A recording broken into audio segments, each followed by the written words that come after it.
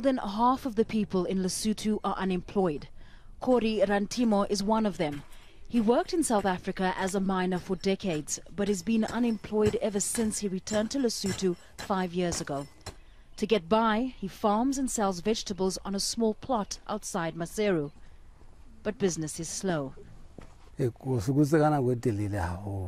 I struggled to get a job. I would come back home, go back to South Africa to look for a job, over and over.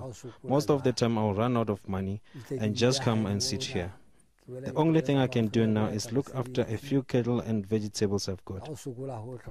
Lesotho relies heavily on its neighbour South Africa for income, where it exports water. But according to the government, economic growth has dropped from 3.6% in 2012 to 2.5% today. Last year, a staggering drought left a quarter of the population in need of emergency food aid. Lesotho's poor economy has been made worse by political instability. Now, as the country holds its third election in 5 years, many here say the money could have been spent on development instead of another vote. In 2014, an attempted coup caused the then Prime Minister, Tom Tabani, to flee to South Africa. Months later, Pakalito Mosesedi, whose party enjoys the army's support, was elected to replace him.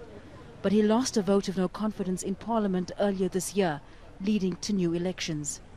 There is speculation that perhaps the army may connive with some politicians when the election outcome has been announced, that they should refuse the outcome of the outcome of the election.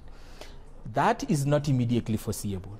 What is foreseeable is that if another government other than this one manages to win power, it's not going to work smoothly with this kind of management of the army. While some voters say they've grown tired of elections, others like Kori are hopeful. He wants political change that could mean a better economic future for him and his family in one of the world's poorest countries. Fahmida, Al Jazeera, Maseru, Lesotho.